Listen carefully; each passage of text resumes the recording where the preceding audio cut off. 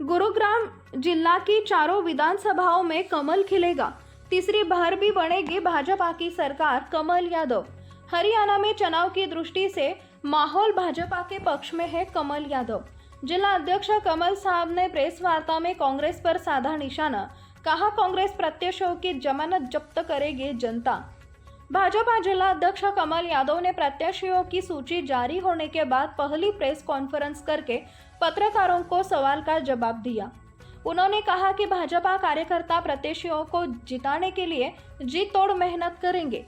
गुरुग्राम जिला चारों के विधानसभा में कमल खिलेगा और मुख्यमंत्री नायब सिंह सैनी के नेतृत्व में भाजपा की पूर्ण बहुमत की सरकार बनेगी। लोकसभा चुनाव में गुरुग्राम जिला में भाजपा ने जो रिकॉर्ड बनाया था वह विधानसभा में भी कायम रहेगा। कमल यादव गुरुवार को पार्टी कार्यालय गुरुकमल में पत्रकारों से बातचीत कर रहे थे। कमल यादव ने भाजपा द्वारा घोषित किए गए सभी प्रत्याशियों को जीत की अग्रिम बधाई और शुभकामनाएं दी। इस मौके पर कमल यादव के साथ जिला महामंत्री रामवीर भाटी, सर्वप्रिय त्यागी, जिला उपाध्यक्ष अजित यादव, जिला मीडिया सह प्रभारी प्रवन यादव, प्रवक्ता विपिन यादव भी मौजूद रहे। भाजपा जिला अध्यक्ष ने कहा कि लोकसभा चुनाव ने गुरुग्राम जिला की जनता ने 5.5 लाख वोट भाजपा को दिए थे। हरियाणा में जिला के हिसाब से यह बहुत बड़ा लोगों का आशीर्वाद भाजपा को मिला था। उन्होंने कहा कि विधानसभा चुनाव में भी गुरुग्राम जिला में भाजपा के प्रत्याशी बड़े मार्जिन के साथ जीतकर विधानसभा में जाएंगे। हरियाणा में चुनाव की दृष्टि से माहौल भाजपा के पक्ष में है। हम गुरुग्राम, सोहना, बादशाहपुर और पटौदी विधानसभाओं को प्रचंड बहुमत के साथ जीत रहे हैं। पत्रकार द्वारा पूछे गए एक सवाल पर बोलते हुए कमल यादव ने कहा कि टिकट मांगना और चुनाव लड़ना सभी का अधिकार है। भाजपा का कार्यकर्ता मजबूरी और समर्पण भाव से कमल के फूल के लिए काम करता है और जिसे भी पार्टी टिकट देती है उसे जिताने का काम पार्टी के कार्यकर्ता करते हैं। हमारा प्रत्याशी सिर्फ कमल का फूल है। एक अन्य सवाल पर भी श्री यादव ने कहा कि गुरुग्राम जिला से किसी भी लिखित या फोन से पार्टी छोड़ने की सूचना नहीं मिली है। उन्होंने कहा कि अगर फिर भी किसी कार्यकर्ता का मन खराब हुआ तो उसे बैठकर मनाएंगे और समझाएंगे। कमल यादव ने कहा कि भाजपा कार्यकर्ता का राजनीति में आने का मकसद सिर्फ जन सेवा करना है। एक अन्य सवाल पर उन्होंने कहा कि 990 की विधानसभाओं में इस बार कांग्रेस का सुपड़ा साफ होगा और कांग्रेस प्रत्याशियों की जनता जमानत जब्त करने का काम करेगी। कमल यादव ने कहा कि समीकरण हमारे पक्ष में है और हमारे कार्यकर्ता की सरकार की उपलब्धियों को लेकर जनता के बीच जाएंगे। लोगों को भाजपा सरकार द्वारा कराए गए विकास के कार्य और भविष्य में भाजपा की जनहित में क्या प्लानिंग होगी लोगों को बताएंगे। कमल यादव ने कहा कि मुख्यमंत्री नायब सिंह सैनी को बहुत कम समय मिला है, लेकिन इतने थोड़े समय में ही उन्होंने जनता के लिए दिलों पर अपनी छाप छोड़ गई है। गुरुग्राम सहित हरियाणा की जनता नायब सिंह सैनी द्वारा कराए गए कार्यों में खुश है। टिकट देने के सवाल पर कमल यादव ने कहा कि टिकट देने का निर्णय पार्टी का शीर्ष नेतृत्व करता है। उन्होंने कहा कि भाजपा सरकार ने हरियाणा एक हरियाणवी एक के मंत्र पर चलते हुए बिना भेदभाव के विकास के कार्य किए हैं। जनता ने हरियाणा में भाजपा की पूर्ण बहुमत की है। सरकार बनाने का मन बनाया हुआ है और गुरुग्राम जिला की चारों विधानसभाओं में मतदाता कमल का फूल खिलाने के लिए उत्सुक है। देखिए, अभी इस तरह की खबरें आ रही, लेकिन अभी कोई निश्चित ऐसा नहीं लग रहा मुझे कि कोई ठीक है शुरू टिकट सब मांगते हैं और टिकट मांगने का अधिकार सभी का है। ऐसा नहीं कि सिर्फ जो लोग आज बागी हो रहे हैं या जिन लोगों ने इस प्रकार की कोई स्टेटमेंट दी है वही लोग टिकट मांग रहे थे। मैं स्वयं भी टिकट मांग रहा था। रात को टिकट की घोषणा हुई है और आज सुबह 9 बजे कार्यालय में बैठ करके और अपने पार्टी के काम को देख रहा हूँ। तो भारतीय जनता पार्टी का कार्यकर्ता मजबूती के साथ में पार्टी के साथ में लगता है, समर्पण के साथ में लगता है और टिकट मांगने का हर कार्यकर्ता का अधिकार है। लेकिन जिसको भी टिकट मिले फिर हमारा धर्म भी बनता है और कर्तव्य भी बनता है कि हम उसके साथ में लगे, क्योंकि मैंने पहले भी कई बार मीटिंगों में कहा है कि हमारा प्रत्याशी केवल और केवल अगर कोई है तो वो कमल का फूल है। हम कमल के फूल के लिए काम करते हैं, हम पार्टी के सिंबल के लिए काम करते हैं।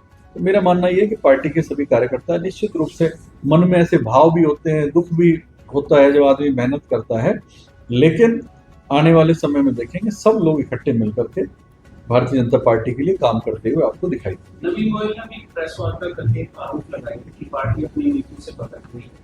उनके साथ करीब 100 पदाधिकारियों की उन्होंने कहा कि एक करके सभी हमारे सामूहिक इस्तीफा दिया, इसमें आपकी जिला मीडिया प्रभारी भी।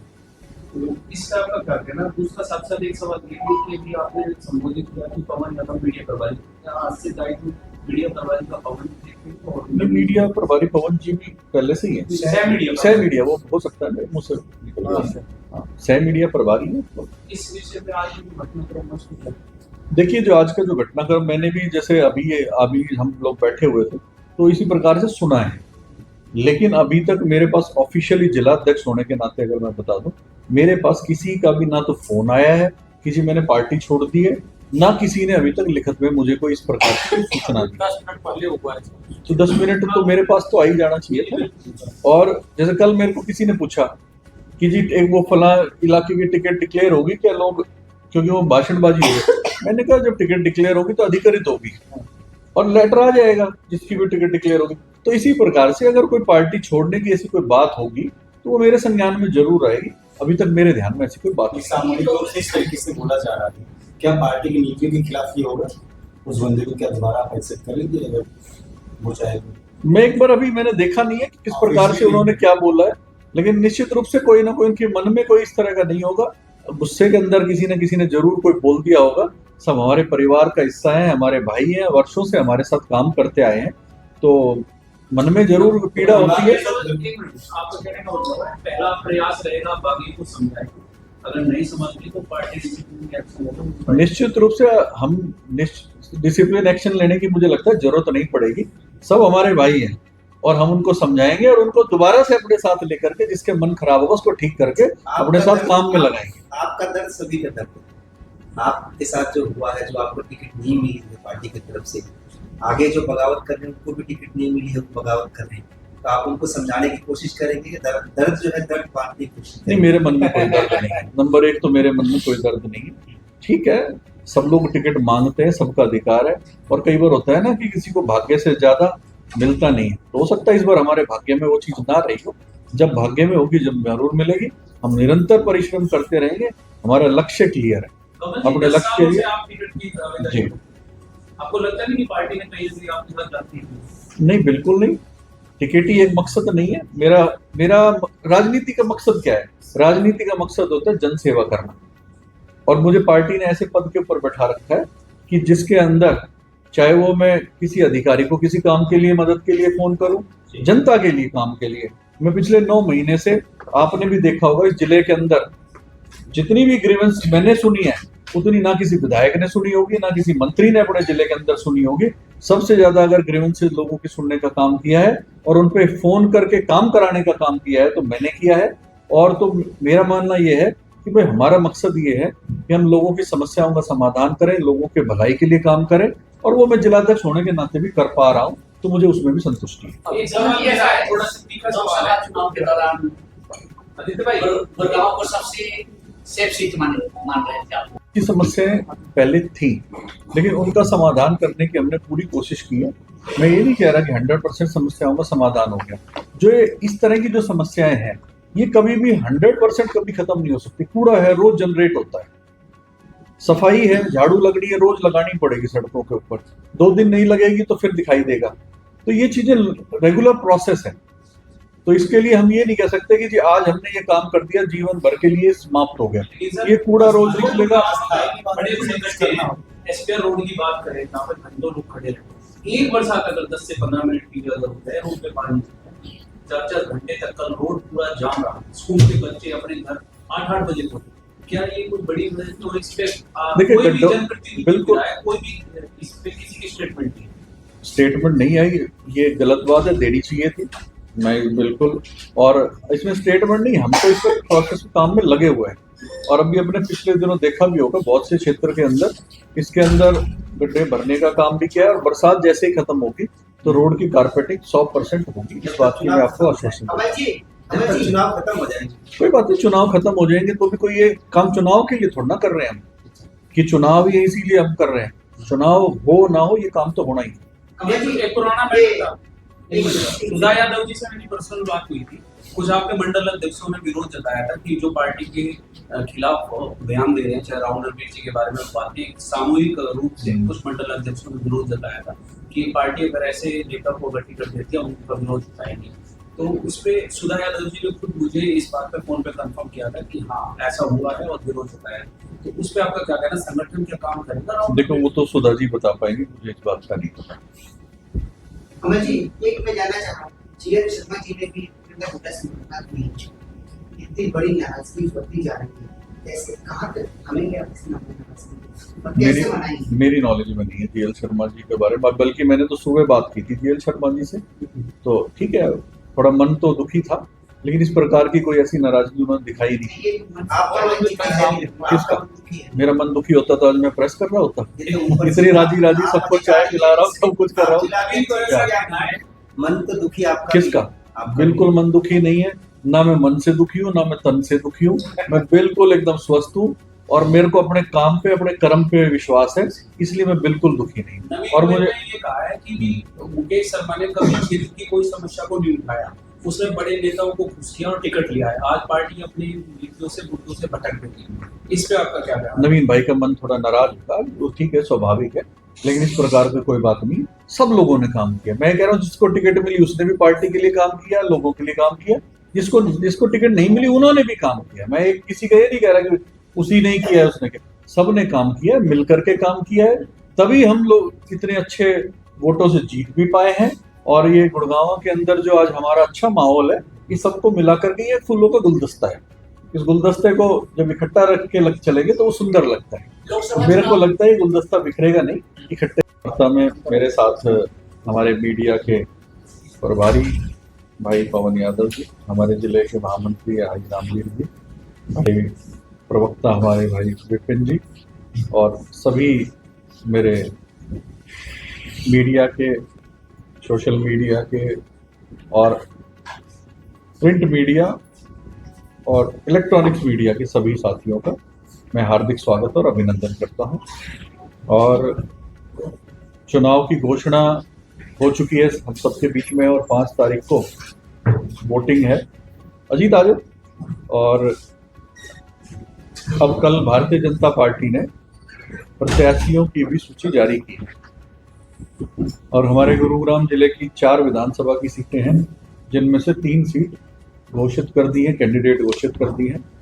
मैं अपनी तरफ से जिला अध्यक्ष होने के नाते सभी भारतीय जनता पार्टी के जितने भी हमारे प्रत्याशी घोषित हुए हैं गुरुग्राम के अंदर और पूरे हरियाणा के अंदर, मैं सबको शुभकामनाएं देता हूं और उन सबको जीत की अग्रिम शुभकामनाएं और बधाई देता हूं। गुरुग्राम जिले की अगर मैं विशेषकर बात करूं, सभी साथी भारतीय जनता पार्टी के जितने भी हमारे कार्यकर्ता हैं, सब लोग मिलकर के पार्टी को आगे बढ़ाने में, पार्टी के प्रत्याशी को जिताने में जी तोड़ मेहनत करेंगे। और जिस प्रकार से लोकसभा के अंदर हमारे गुरुग्राम जिले के अंदर, पूरे हरियाणा के अंदर अगर कोई सबसे ज़्यादा वोट किसी जिले के हिसाब से मिली तो वो गुरुग्राम जिले को 5.5 लाख वोट सभी साथियों की मदद से, सभी के सहयोग से और जनता के आशीर्वाद से मिली है।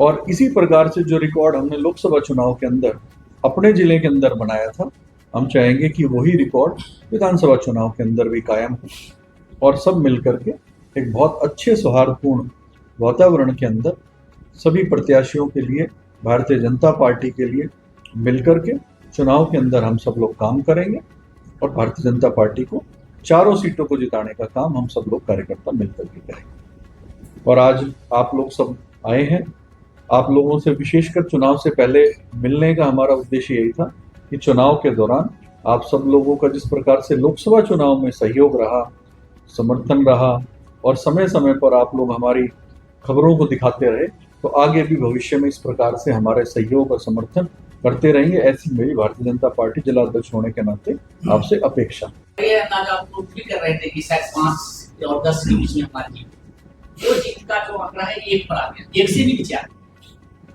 अब तो विद्रोहियों की संख्या अधिक है। देखिए मैं जब मैं बात करता था उस टाइम भी मैं अपने जिले की बात करता था। ठीक है, हम लोकसभा में पूरी में थे, लोकसभा एक बड़ा एरिया था और हमेशा मैं कहा करता था इस बार अपने जिले से 5 लाख से अधिक वोटों से जिता करके भेजेंगे। यही मेरा मानना था।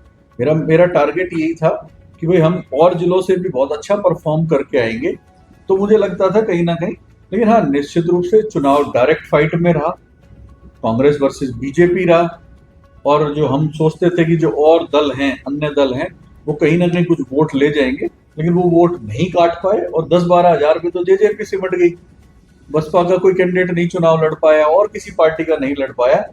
फाइट डायरेक्ट रही, लेकिन मेरे जिले से फिर भी हम 5.5 लाख वोट हम अपने प्रत्याशी को दिला पाए और 2.25 लाख वोट का मार्जिन था मेरे जिले का।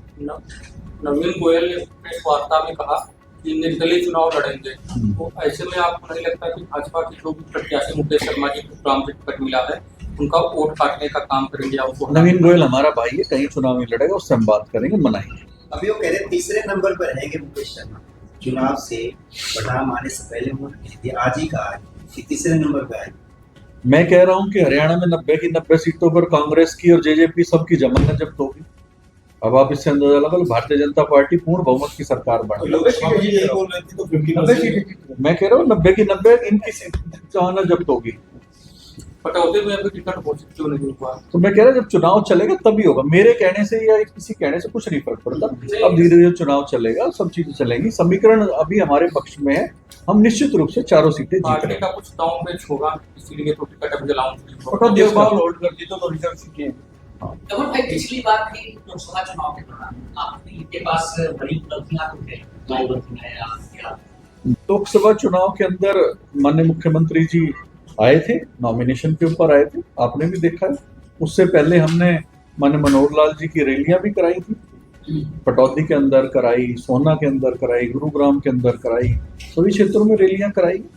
माननीय अमित शाह जी का भी हमने दौरा रख दिया था, लेकिन वो किसी कारण से, उनकी व्यवस्था के कारण से, उनको लगा कि कहीं और सीट पे मेरे को लगता है कि टाइम देना चाहिए, ये सीट जीती हुई सीट है, तो वो दौरा उनका इसलिए कैंसिल हुआ था। नहीं तो माननीय अमित शाह जी की भी कार्यक्रम तो बन ही गया था। गुड़गांव में पुष्कर सिंह धामी जी आए थे, वो अपने मोहनसी के अंदर रैली करके गए थे। तो ऐसा सत्ता में आने के बाद मुद्दे जनता से कट गए, जनता को के मुद्दों से भटक गए। गुड़गांव की जब हम दुर्दशा देखते हैं तो उससे यही प्रतीत होता है। नहीं, बिल्कुल नहीं, ऐसा कुछ नहीं है। हम जनता के बीच में हैं, सदा जनता के बीच में रहे हैं, जनता के हितों के काम में हम सबसे अग्रणीय रहे हैं, हमेशा से साथ रहे हैं।